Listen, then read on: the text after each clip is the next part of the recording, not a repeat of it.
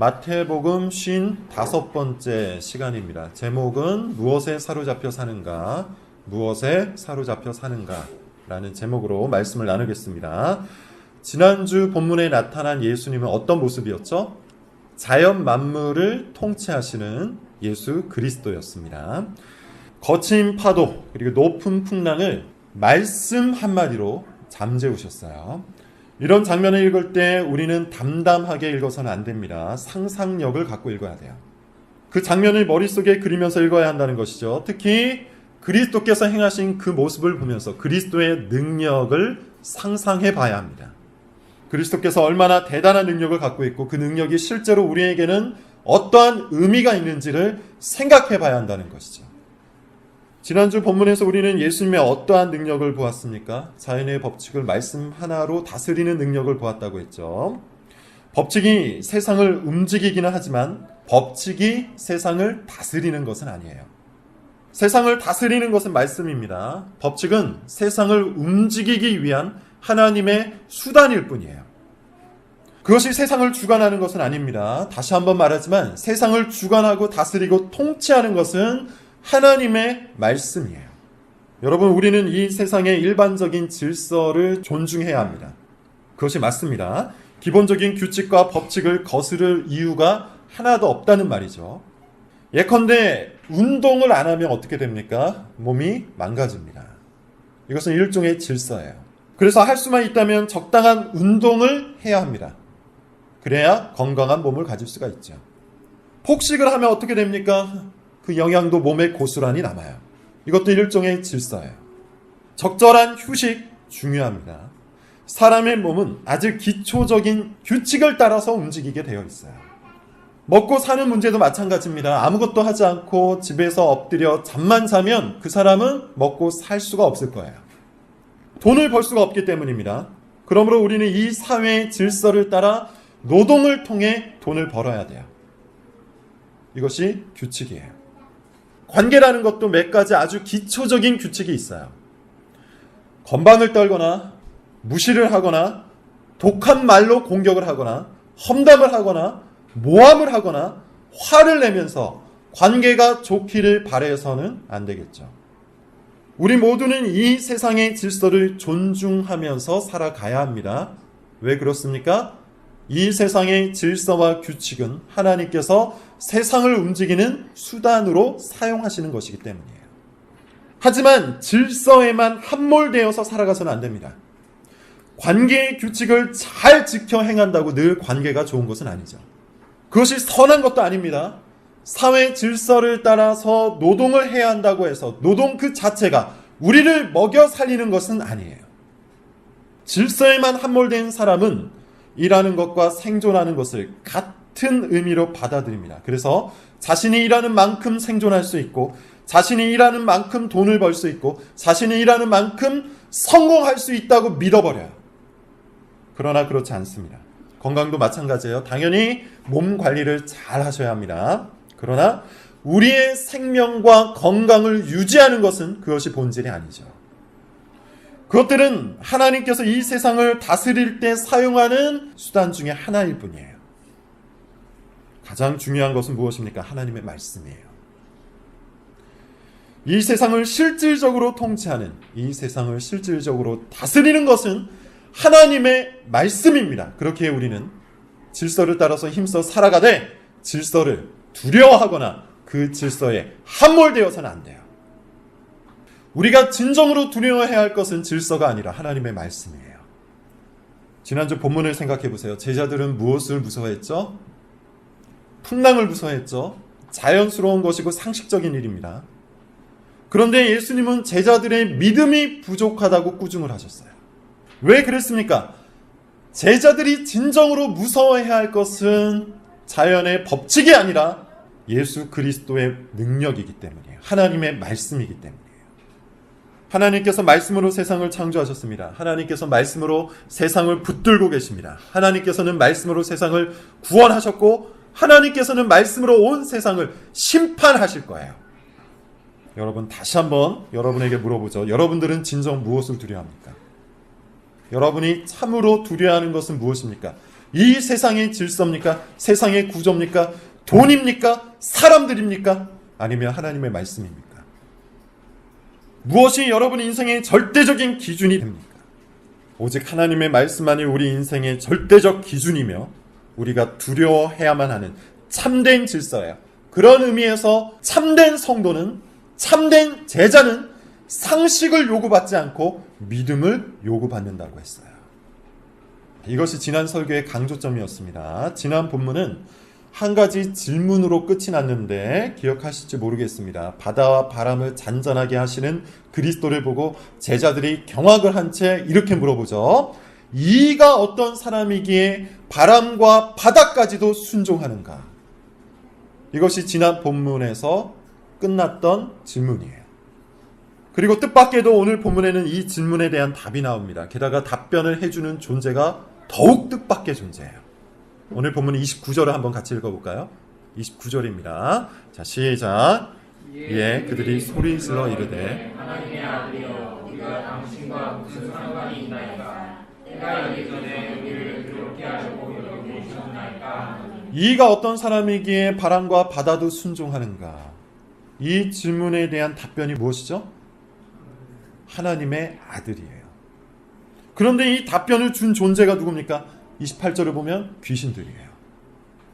제자들은 그리스도에 대한 지식을 아직 완전히 알지 못했어요. 그런데 귀신들은 그리스도에 대한 지식을 정확히 갖고 있었어요. 중요한 것이 있습니다. 그리스도에 대해 부족한 지식을 가지고 있었던 제자들은 말 그대로 제자였어요. 반면에 그리스도에 대해 정확한 지식을 가지고 있었던 귀신들은 말 그대로 귀신들이었어요. 이것이 왜 중요합니까? 제자들은 부족한 지식에도 불구하고 복된 존재였지만 귀신들은 정확한 지식에도 불구하고 망한 존재였어요. 어떤 차이가 있을까요? 제자들은 그리스도를 따랐고 귀신들은 그리스도를 반대했습니다. 귀신들은 정확한 지식을 가지고 그리스도를 반대했다는 거예요. 그리스도를 따라가지 않았다는 거예요. 여기서 우리는 참된 지식이 어떤 성격을 가지고 있는지를 파악할 수 있어요. 참된 지식은 그 지식의 양보다 그 지식의 능력에 있어요. 다시 말해서 참된 지식은 얼마나 많이, 얼마나 정확하게 알고 있느냐보다 얼마나 순종하게 만드느냐에 달려있다는 거예요. 귀신들은 그리스도에 대해 정확한 지식을 갖고 있었지만 순종하지 않았습니다. 그리스도에 대해서 많은 지식을 가지고 있었지만 그리스도를 반대했습니다. 반면에 제자들은 적은 지식을 가지고 그리스도께 순종했어요. 그렇게 예수님은 제자들의 작은 믿음을 꾸중을 하셨지만 제자들의 적은 지식을 꾸중하지는 않았어요. 이것이 중요한 것이죠. 여러분, 이 장면에서 우리는 참 많은 회개를 해야 합니다. 우리는 지난 3년 반 동안 많은 것을 공부했죠. 처음부터 교회 개척에 참여한 사람들은 더 많은 것을 공부했을 테고 중간에 참여하신 분들도 적지 않은 것을 공부했어요. 그런데 그 지식이 어디로 갔습니까? 우리가 배운 그 지식들이 여러분의 삶 어디에 있습니까? 우리로 하여금 그리스도께 더욱더 순종하도록 그 지식이 만들고 있습니까? 여러분의 삶을 경건하게 만들어 가고 있냐는 거예요. 아니면 오히려 그 지식으로 인해 교만해지고 그 지식으로 인해 건방져지고 그 지식으로 인해 냉랭해지고 메말라져서 정죄와 판단만 하고 있는 것은 아닙니까? 우리가 아는 모든 지식은, 우리가 배운 모든 지식은 우리로 하여금 즐거이 그리스도께 나아가도록 만들어야 해요. 그것이 참된 지식이에요. 그럴 때에만 비로소 우리의 지식이 참된 지식, 경건한 지식이 되는 겁니다. 귀신의 지식이 아니라 제자의 지식이 된다는 거예요. 자, 이제 오늘 본문의 내용으로 조금 더 깊숙이 들어가 보도록 하죠. 28절을 같이 한번 읽어봅시다. 28절입니다. 시작. 또 예수께서 건너편 가다라 지방에 가심에 귀신 들린 자 둘이 무덤 사이에서 나와 예수를 만나니 그들은 몹시 사나워 아무도 그 길로 지나갈 수 없어요. 오늘 본문은 크게 세 개의 주제가 있습니다. 첫째는 귀신의 특징을 설명하고 있어요. 둘째는 그리스도가 누구신지를 또 밝히고 있죠. 그리고 마지막 세 번째는 사람들의 반응이 나옵니다. 미리 말씀드리며 오늘 설교의 강조점은 마지막 세 번째에 있습니다. 하나씩 보도록 하죠. 먼저 귀신의 특징이 나오죠. 오늘 본문에서 찾을 수 있는 것은 총 7가지입니다. 자세히 살펴볼 수는 없고 본문을 근거해서 간단하게나마 한번 귀신의 특징을 살펴보도록 하죠. 본문에 나오는 귀신의 특징, 첫 번째, 귀신이 존재한다는 거예요. 우리가 가장 많이 잊어버리는 사실 중에 하나예요. 그러나 가장 중요한 사실이기도 해요. 귀신은 있습니다. 그리고 그 귀신은 지금도 일을 하고 있어요. 영적인 반대 세력이 실존하여서 우리를 대적하고 있다는 겁니다. 이것이 오늘 본문에서 살펴볼 수 있는 귀신의 특징 첫 번째예요. 이 귀신은 한 가지 목적으로만 움직이는데 여기서 귀신의 두 번째 특징이 나와요. 그 한 가지 목적이 뭡니까? 사람들을 괴롭히는 거예요. 사람들을 사로잡아가는 거예요.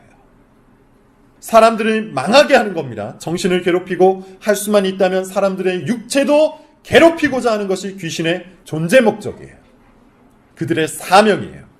28절 한번 보세요. 귀신에 사로잡힌 두 사람이 등장하는데 그들이 어디에 산다고 하죠? 무덤 사이에 산다고 하죠. 이것은 무엇을 의미하는 겁니까? 무덤은 죽음이 지배하는 공간이에요. 즉 귀신은 사람들이 죽음 가운데 있기를 원해요. 귀신은 이미 사망과 죽음, 더 나아가 영원한 저주가 선포된 존재이기 때문에 가능하면 더 많은 사람들과 그 저주 가운데 들어가기를 원해요. 그래서 사람들을 미혹하여 무덤 속에, 죽음 속에 거하도록 합니다. 억울한 생각에 사로잡히게 합니다. 분노의 생각에 사로잡히게 합니다. 정욕적이고 음란한 생각에 사로잡히게 합니다. 그런 생각들을 많이 하면 할수록 죽음과 더욱 가까워지기 때문이에요. 그리스도께서 오신 후 사탄의 머리를 부셨기 때문에 오늘날은 귀신들이 사람들을 함부로 장악할 수 없습니다. 그럼에도 불구하고 귀신들은 여전히 자기 할 일들을 열심히 하는 존재예요. 지치지도 않고 열심히 하는 존재예요. 사람들을 사로잡는 겁니다. 그것이 귀신들의 존재 목적이에요. 어떤 방법을 쓸까요? 성경을 통해서 보면 귀신들이 쓰는 가장 주된 방법은 거짓말이에요. 사탄은 우리의 생각 속에 끝없이 거짓말을 불어넣습니다. 끝없이 거짓말을 심어놓습니다. 앞에서 말한 것처럼 온갖 죄악된 생각들을 새겨넣는다는 거예요. 그렇게 우리의 귀에, 우리의 마음에 거짓말을 속삭인다는 것이죠. 교만한 생각을 불어넣어요. 네가 제일 잘났다. 네 생각이 제일 맞다. 악한 생각을 불어넣습니다. 폭력적인 생각을 불어넣습니다. 음란한 생각을 불어넣습니다. 분노와 질투와 시기의 생각을 심어넣습니다. 그리고 그것이 맞다고 계속해서 속삭이죠. 에덴 동산에서 하와에게 거짓말을 했던 것처럼, 에덴 동산에서 하와의 생각을 사로잡아갔던 것처럼 온갖 사탕발림, 온갖 거짓말을 해서 사람들을 자신의 세력에 묶어놓는 거예요. 이것이 귀신이 사람들을 사로잡는 방법입니다. 이런 사탄의 거짓말에 넘어가게 되면 그 사람의 마음은 즉시 죽어버려요. 무덤 가운데 살게 된다는 거예요. 살았지만 죽은 인생을 산다는 겁니다. 생명을 좋아하기보다 죽음을 좋아하고, 의를 좋아하기보다 죄를 좋아하고, 사랑을 좋아하기보다 미움, 분노를 좋아하게 된다는 거예요. 그래서 사납습니다. 귀신의 거짓말에 속아 넘어간 사람은 사나워요. 그것이 무엇이든 사나운 것은 성령의 열매가 아닙니다. 귀신의 열매예요. 아무리 올바른 목적과 아무리 올바른 동기를 갖고 있다 할지라도 사납게 변했다면 그것은 귀신의 열매예요. 어찌되었든 사람을 정신적으로 사로잡아서 그 육체까지도 장악해버리는 것이 귀신의 목적입니다. 셋째, 넷째, 귀신의 특징 29절을 읽고 살펴봅시다. 29절 같이 한번 읽어볼까요? 자, 시작. 이에 그들이 소리 질러 이르되 하나님의 아들이여 우리가 당신과 무슨 상관이 있나이까? 때가 이르기 전에 우리를 괴롭게 하려고. 여기서 우리는 귀신이 두 가지 사실을 안다는 점을 배울 수 있습니다. 하나는 그리스도에 대해서 알고 있죠. 그리스도가 하나님의 아들이라는 것을 알고 있어요. 한 가지 더 알고 있는데 자신들의 때를 알죠. 자신들이 결국에는 완전한 멸망을 받을 것이라는 사실을 정확하게 알고 있어요. 근데 우리는 그것을 모르죠. 마치 자신이 영원히 살 것처럼, 마치 자신이 벌을 받지 않을 것처럼 자기 멋대로 살아가요.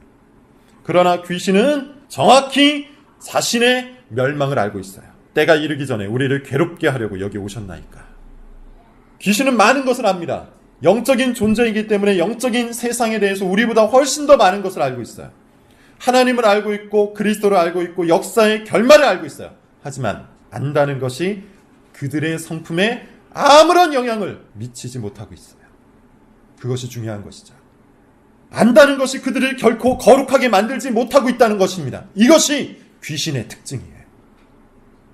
다시 한번 강조하는데 우리가 아는 그것이, 우리가 배우고 있는 그 지식이 여러분을, 우리를 거룩하게 만들고 있지 못하다면 우리는 귀신의 지식을 알고 있는 것에 불과해요.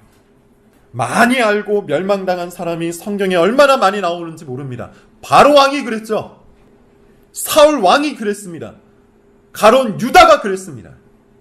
그들은 신령한 지식을 많이 알고 있었고 하나님의 기적과 능력을 실제로 체험했지만 망할 길에서 떠나지 않았어요. 그런 사람은 귀신과 다를 바가 없습니다. 다섯 번째 특징, 30절, 31절이에요. 같이 한번 읽어볼게요. 30절, 31절 시작. 마침 멀리서 많은 돼지떼가 먹고 있는지라 그들이 예수께 간구하여 이르되 만일 우리를 쫓아내시려면 돼지떼에 들여놓으라. 귀신은 사람보다 강하고 사람보다 많은 것을 알고 사람을 괴롭히기 위해 존재하지만 귀신은 아무런 권세도 가지고 있지 못하죠. 귀신은 무엇을 하든지 간에 누구의 허락을 받을 수밖에 없어요? 하나님의 허락을 받을 수밖에 없어요. 욥기 1장을 기억해 보세요. 사탄은 욥을 마음대로 할 수가 없었죠. 반드시 하나님의 허락을 받았을 때에만 그 정도의 범위 안에서만 욥을 괴롭힐 수 있었어요. 그렇게 귀신은 능력이 있으나 아주 제한된 능력을 갖고 있는 존재예요. 하나님과 방불한 존재로 생각해서는 안 된다는 겁니다. 그러므로 여러분, 우리가 귀신을 무시해서도 안 되지만 귀신을 무서워해서도 안 돼요. 귀신이 우리에게 거짓말을 불어넣고 우리의 정신과 육체를 미혹하려고 열심히 일하고 있지만 이 모든 것은 하나님의 섭리 안에서만 일할 수 있을 뿐이에요. 하나님께서 정하신 범위 안에서만 우리를 괴롭힐 수 있을 뿐이에요. 그러므로 성도는, 제자는 귀신을 무서워하기보다 하나님의 크신 능력과 사랑을 바라보면서 귀신과 대적하여 싸워야 하는 것이죠. 귀신은 강하지만 하나님의 통제 안에서만 움직일 수 있는, 성도를 함부로 건드릴 수 없는 아주 제한적인 존재일 뿐이에요.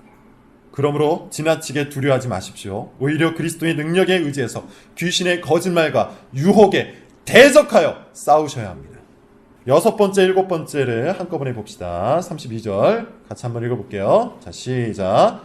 그들에게 가라 하시니 귀신들이 나와서 돼지에게로 들어가는지라 온 때가 비탈로 내리다라 바다에 들어가서. 귀신은 기본적으로 아주 파괴적이고 이기적인 본성을 가지고 있습니다. 그들은 생명을 중요하게 여기지 않아요. 다른 존재를 중요하게 여기지 않아요. 자기들이 살기 위해서라면 수단 방법을 가리지 않고 주변을 파괴하는 존재가 귀신입니다. 그들에게 중요한 것은 자기 자신일 뿐 다른 생명체는, 다른 존재는 안중에도 없어요. 그런 의미에서 귀신은 아주 이기적인 존재죠. 이기심, 자기 중심적인 사고, 다른 생명의 행복과 안전과 샬롬에는 관심조차 없는 냉혹한 마음, 이런 것들이 귀신의 특징이라는 겁니다. 그렇다면 여러분, 지금 여러분은, 우리는 어떤 모습인지 한번 생각해 봅시다.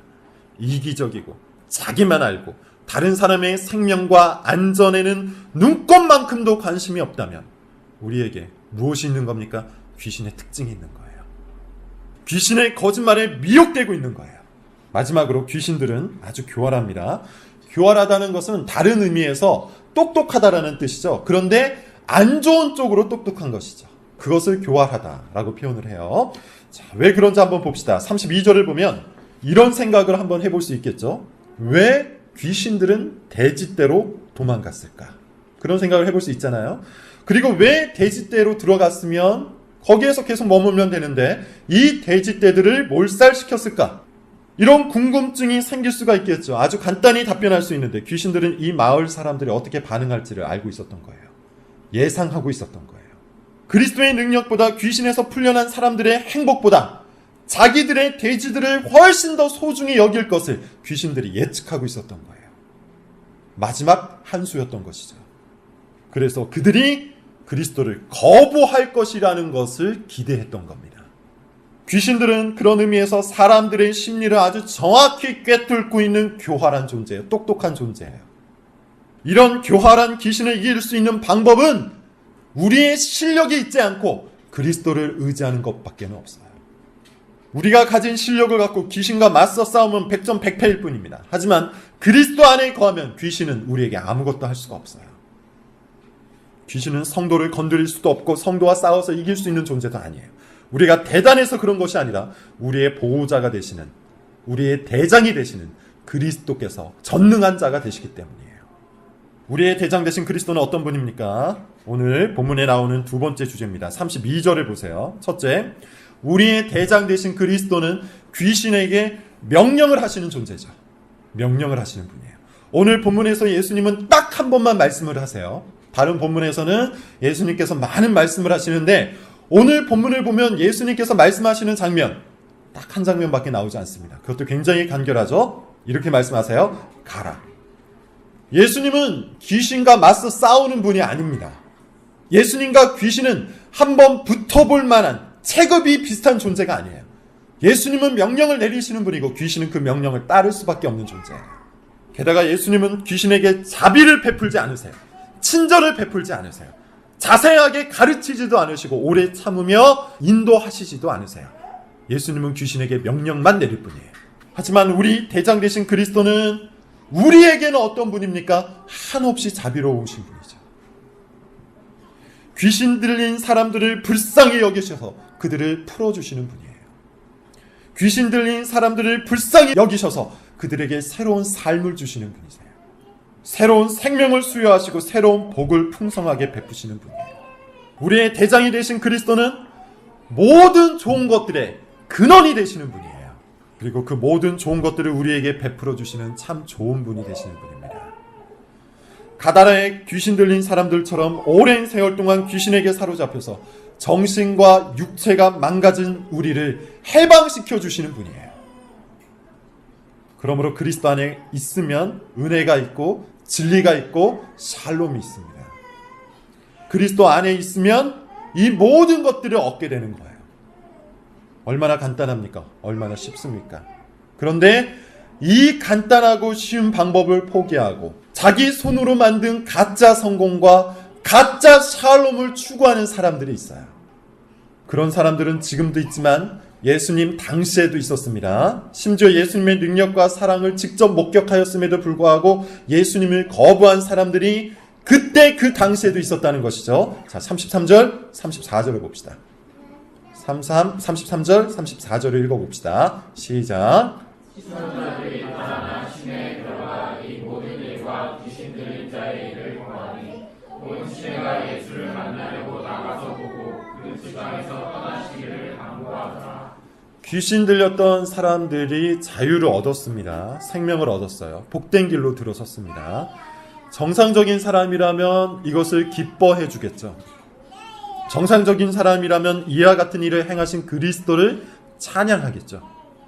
돼지를 치던 사람들이 이 사실을 가다라 사람들에게 알리는데 이 가다라 사람들의 반응은 우리가 기대했던 것과는 전혀 달랐어요. 어떻게 했습니까? 귀신에서 풀려난 사람들을 기뻐해주고 이 일을 행하신 그리스도를 찬양하기보다는 예수님께 찾아와서 떠나달라고 간절히 요청을 하죠. 왜 그랬을까요? 그 이유는 본문에 숨겨져 있는 행간에서 찾을 수 있습니다. 먼저 우리가 알아야 할 것은 가다라라는 지방이 어디에 있는지 알아야 돼요. 지금 예수님은 가버나움에서 사역을 하시다가 배를 타고 이동을 하셨어요. 갈릴리를 건너셨습니다. 이 갈릴리 건너편은 주로 이방인들이 많이 살던 지역이었는데 여기에는 로마 군인들도 있었습니다. 유대인들과 이방인들이 섞여 살던 지역, 거기가 바로 가다라 지역이었어요. 두 번째로 우리가 알아야 할 것은 돼지라는 가축입니다. 유대인들은 돼지를 부정한 동물로 여겼기 때문에 돼지를 가축으로 키우지 않았어요. 그런데 이 가다라 지방에는 수천 마리의 돼지들이 사육되고 있었단 말이죠. 어떻게 된 일일까요? 이방인들이 키우는 것일 수도 있지만 아마 유대인들이 키웠을 가능성이 더 높습니다. 왜냐하면 마태는 지금까지 이방인들을 위한 예수님의 사역을 한 번도 기록한 적이 없기 때문이에요. 이방인들을 위한 사역을 훨씬 뒤에 기록하기 때문이에요. 다시 말해서 본문이 속해 있는 이 커다란 단락은 유대인을 위한 예수님의 사역을 말하고 있고, 그렇기 때문에 가다라 지방에서 돼지를 치는 사람도 유대인일 가능성이 높아요. 만약에 그렇다면 이 유대인들은 왜 율법에서 부정한 동물이라고 지목하고 있는 돼지를 키우고 있는 걸까요? 돈 때문이죠. 돈 때문이에요. 자기들이 살고 있는 그 지역에 이방인들이 많았고, 특히 로마 군인들은 돼지고기를 즐겨 먹었기 때문이에요. 돈이 되기 때문에 말씀이 금하고 있는 이 일을 행한 겁니다. 그래서 돼지를 친 거예요. 하나님의 말씀보다 경제적인 가치를 더 중요하게 취급한 것이죠. 이것은 34절 말씀에서 결정적으로 드러납니다. 악한 귀신을 쫓아내고 귀신에 사로잡혔던 불쌍한 사람들을 구원하신 예수님께 가다라 지방의 사람들이 뭐라고 말합니까? 떠나달라는 말이에요. 이유가 뭐겠습니까? 돈 때문이죠. 돈벌이 수단이었던 돼지들이 몰살당한 것을 보고 혹시라도 예수님이 또다시 돼지들을 죽일까봐 겁냈던 거예요. 가다라 사람들은 돈 때문에 그리스도를 밀어내고 있는 겁니다. 돈 때문에 새로운 삶을 얻은 두 사람이 보이지 않았던 거예요. 그들에게는 돈이 최고의 가치였습니다. 우리는 오늘 본문에서 세 종류의 사람들을 만날 수 있어요. 첫째는 귀신에 사로잡힌 사람들입니다. 귀신에 사로잡힌 사람은 거짓말에 속은 불쌍한 사람들이에요.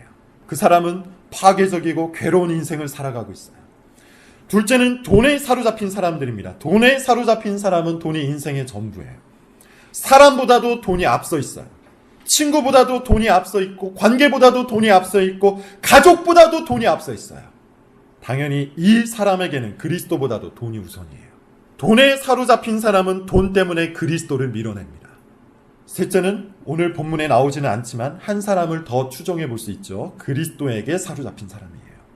그리스도께 사로잡힌 사람은 그리스도의 능력을 바라봅니다. 그리스도의 사랑을 붙듭니다. 그리스도의 친절과 자비를 주목합니다. 그리스도에게 사로잡힌 사람은 그리스도를 위해 모든 것을 내던지고 그리스도를 따라갑니다. 그리스도께만 순종합니다. 그렇다면 오늘 본문을 통해서 우리 앞에 놓여진 질문은 아주 명확해요. 지금 여러분은 무엇에 사로잡혀 살고 있느냐는 거예요. 그리고 앞으로 여러분은 무엇에 사로잡혀 살아갈 것인가 하는 거예요. 셋 중 하나밖에 없어요. 귀신에 사로잡혀 살아갈 수 있습니다. 앞에서 언급했던 그 7가지 특징을 그대로 실천하면서, 즉 사납고 이기적이고 교활하고 음울하고 순종하지 않는 지식을 갖고 살아간다면 그 사람은 귀신에 사로잡힌 인생을 사는 거예요. 귀신의 거짓말에 귀를 기울이면서 살아가는 거예요. 또한 돈에 사로잡혀 살아갈 수도 있을 겁니다. 탐욕에 사로잡혀 살아갈 수도 있을 겁니다. 그 사람은 냉혹할 거예요. 관계 따위는 전혀 중요하게 생각하지 않을 겁니다. 무엇보다 돈을 기준으로 모든 것을 결정할 거예요. 어디를 가든지 돈을 중심으로 선택할 거예요. 돈을 최우선 순위로 놓고 자기 인생을 만들어 간다는 것이죠. 안타깝게도 이 두 가지에 사로잡힌 사람들에게는 샬롬이 없습니다. 즐거움이 없습니다. 행복이 없습니다. 그저 가짜 평안, 가짜 행복, 가짜 웃음만 있을 거예요.